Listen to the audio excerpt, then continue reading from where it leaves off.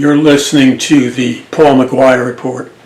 I'm Paul McGUIRE. On today's program, we're going to take a deep dive once again into reality. A lot of people don't like to take deep dives into reality because reality scares them. Well, reality, when you're looking at it with 100% perception or more, can be formidable in the beginning. In other words, if you're used to walking around in a trance state, experiencing cognitive dissonance and so on and so forth, you're going to be kind of thrown for a loop the first time you take a good hard dose of reality. But look, this is what happens. You will know the truth. You shall know the truth, and the truth will set you free. So reality, when you really understand it, is true. Or as Dr. Francis Schaeffer said, reality is final reality. True reality is final reality. True truth or true knowledge is true truth. Now those aren't just silly little word games or silly little word puzzles.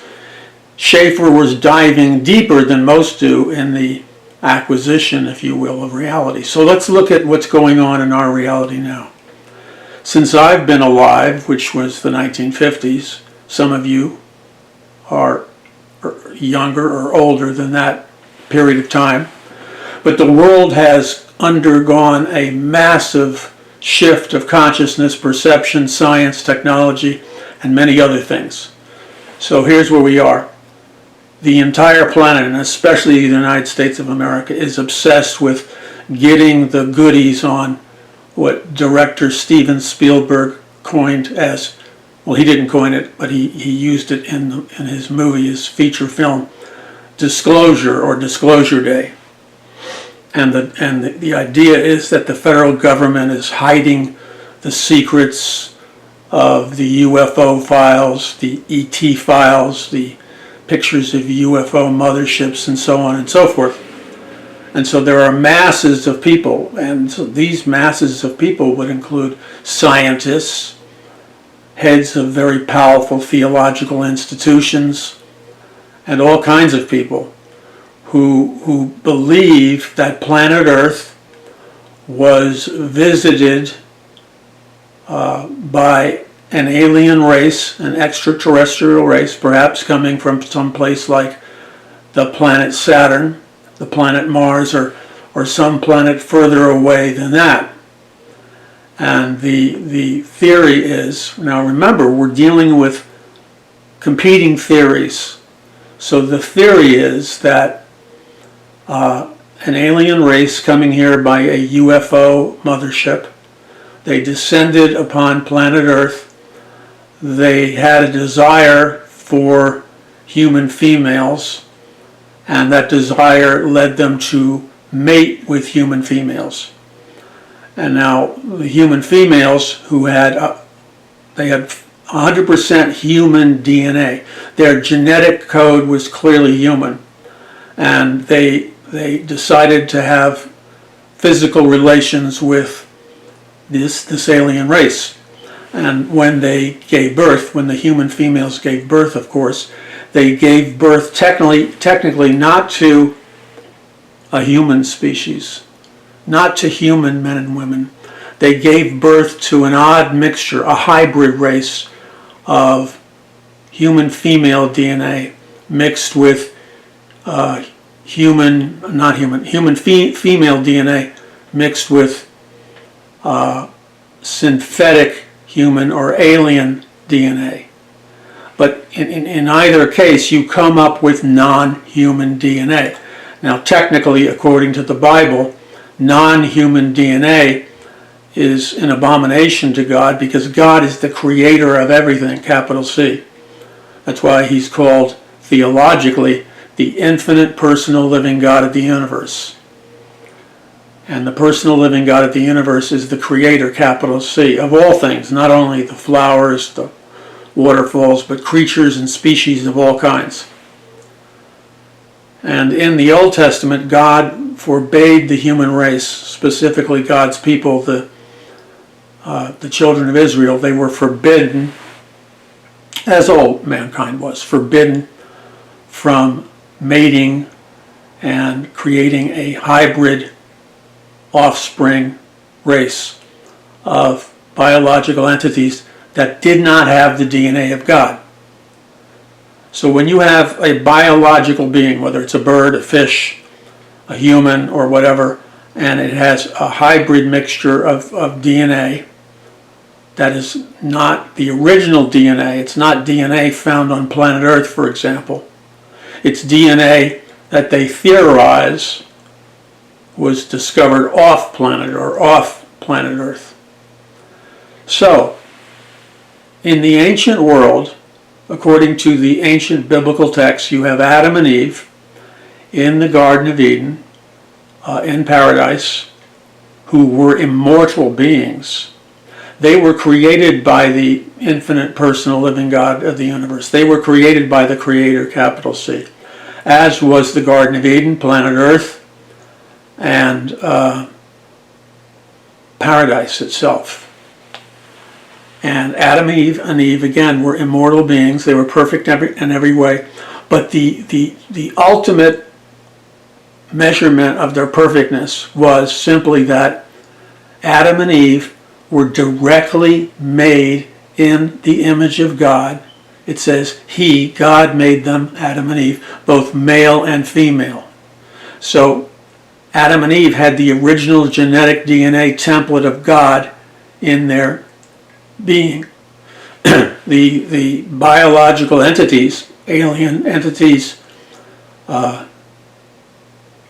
UFOs that flew here from UFOs, and other non-human DNA or non-planet Earth DNA were the result of illicit mating and the birth of a hybrid species. So that's where we are now.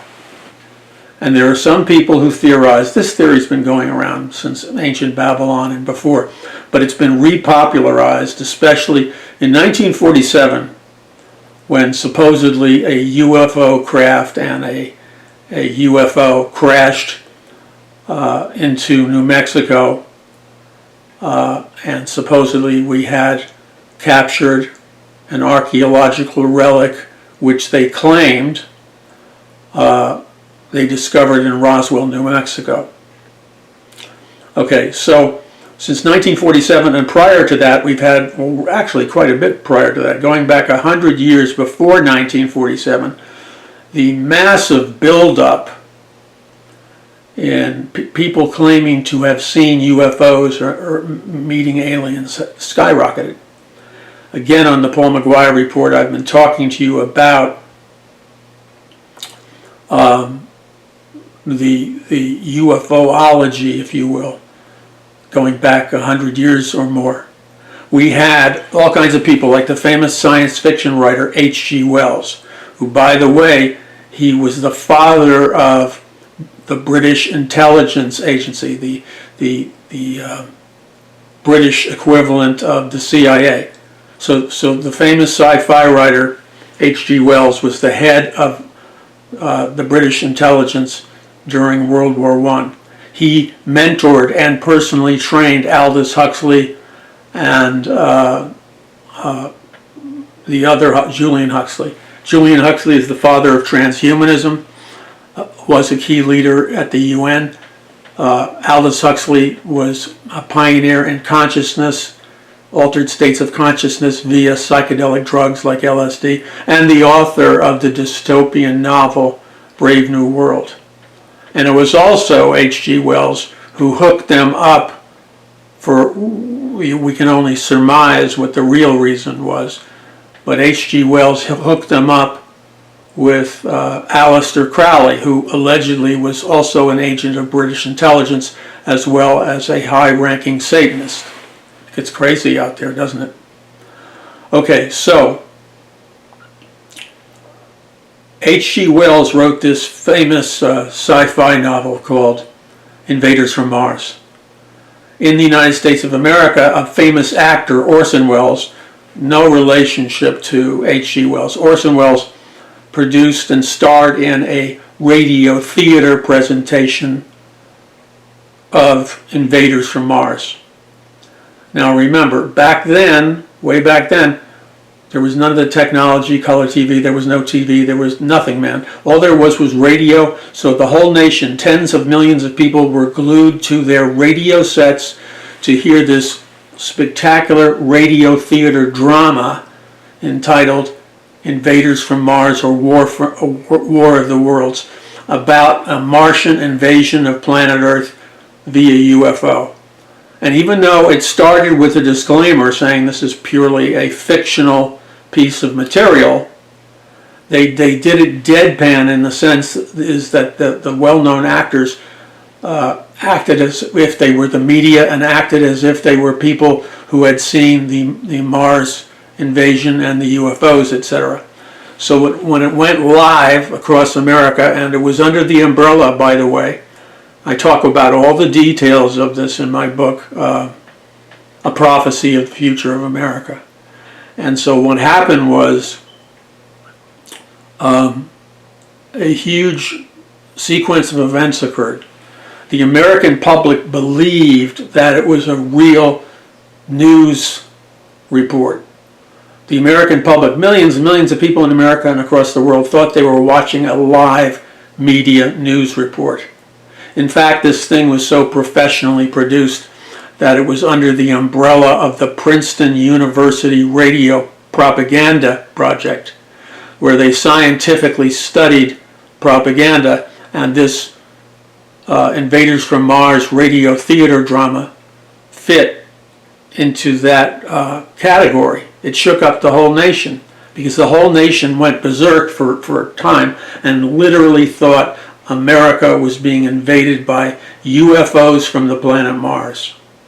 Now maybe you've seen, maybe not the radio theater drama or listened to it, but maybe you saw the movie starring Tom Cruise called, I think it was called War of the Worlds, or it could have been, I don't know, or Invaders from Mars. They used the title interchangeably.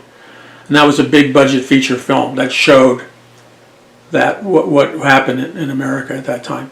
So what we learned from that is that there's a multitude of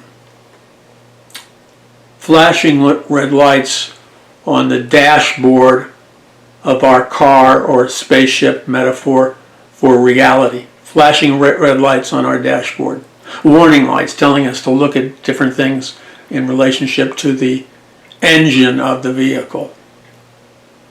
So what we need to look at is, right now there's this resurgence of what many believed was a full-on PSYOP, psychological operation, which happened when War of the Worlds was released as a major radio theater drama on radio sets all across America and the world.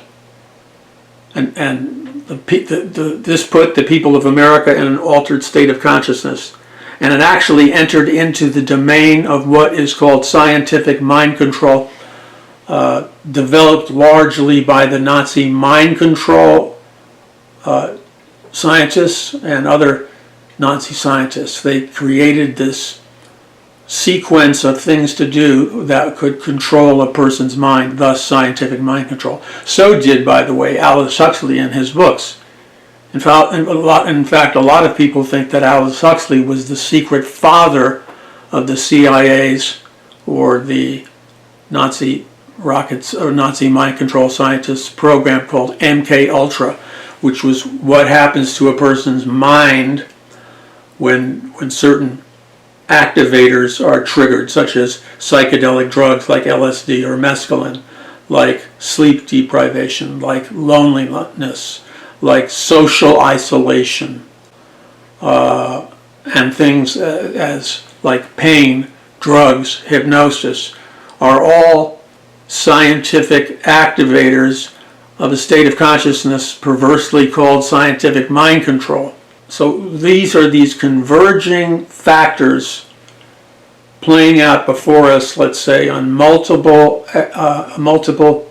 spiritual, intellectual, biblical, rational, scientific, and technological dimensions. These things are all happening and integrating and fighting with each other, creating our common collective reality, which some who are advancers of this transhumanist new world order now call the Great Reset.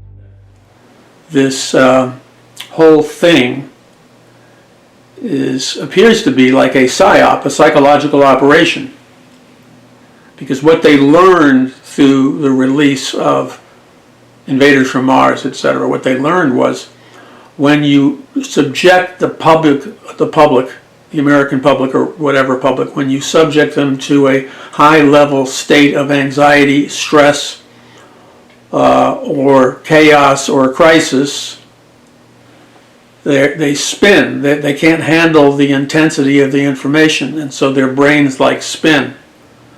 This creates the ideal MK Ultra state of consciousness for kind of an MK Ultra receptivity to chaos and crisis, which sometimes the brain reads as pain or drugs or hypnosis. Now, when I say drugs, I'm not just talking about pharmaceutical or herbal drugs like magic mushrooms or psilocybin or ayahuasca or whatever, or LSD or mescaline, all psychoactive or psychedelic drugs. But also, we have lived in a world of what are termed digital drugs for the last 50 years at least. Digital drugs are when you project certain frequencies like alpha, beta, theta, delta. In each one of these frequencies there are specific numerical sub-frequencies. And these frequencies can change the nature of our physical reality. These frequencies can also alter our states of consciousness. They can enhance us or degrade us. These frequencies function as a digital psychedelic drug, except what causes the consciousness change or transformation is the specific numerical frequency. So you can take LSD in the form of a chemical, so-called medicinal compound, or you can take a digital form of LSD, which is the exact numerical frequency of LSD, and by exposing the human mind to that through the hearing system, you can alter someone's consciousness on a mass level or on a solitary or a single person level. And so this becomes the brave new world, to use Huxley's term, that we now live in. And in fact, I began by the grace of God, and purely by the grace of God, I began studying, researching, and experimenting in a large variety of these esoteric topics, beginning as a third grader in grammar school when I read the book Heaven and Hell on the Doors of Perception, and Knocking at Heaven's Door by an intellectual named Bertrand Russell. And Bertrand Russell was also the author of Heaven and Hell and the Doors of Perception. And he advocated that you could go through the doors of reality perception if you ingested the psychedelic mescaline chemical. It would put you in an altered state of consciousness, which would allow you to move from like this physical reality dimension into another dimension through ingesting psychedelic drugs like mescaline or LSD, etc., which is, by the way, the perverse basis for MK Ultra. And so, because I had read all his books and I wanted to be a nuclear physicist when I was older, I mean, I was like a super nerd when I was a kid. I hung out with the guys, but I also was a dual personality as a super nerd. And so these books caused me to meet some of these individuals in the consciousness movement.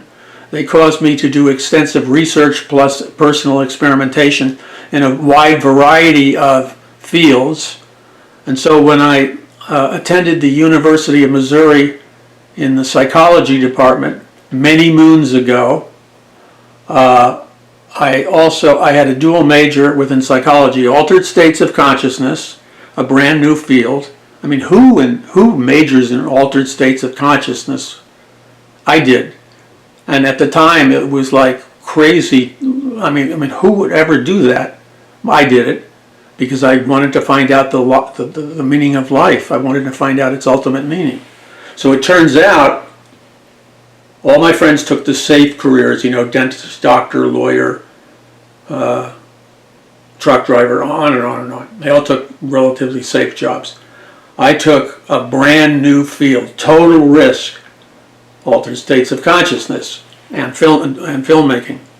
And so as it turns out, altered states of consciousness, because I was exposed to it, experimented with it, and did an enormous amount of research in that field a million zillion years ago, it gave me a massive head start in researching and discovering and writing books on it, etc., etc., etc., etc. It gave me a massive head start because, no pun intended, I was like literally light years ahead of the game of learning and knowledge.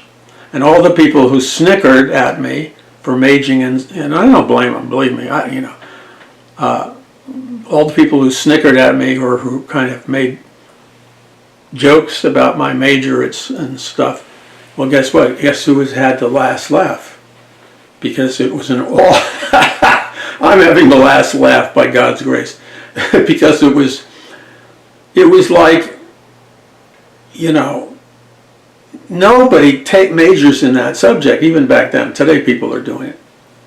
But I majored in it and I studied it, and it gave me, again, a massive head start in understanding what today is one of the largest cutting-edge scientific fields that there is. Okay, you're listening to the Paul McGUIRE Report. I'm Paul McGUIRE. Be sure right now to visit paulmcguire.us. That's paulmcguire.us. Go there, donate or contribute as you feel led, because your donations and contributions is how we power forward, how we achieve our goal of reaching people. Without you, and I thank God for each and every one of you that respond to this call and are enabling us and helping us to do this at this critical time. This prophetic, by the way, critical time. So you're listening to the Paul McGUIRE Report, and be sure to visit paulmcguire.us. That's paulmcguire.us.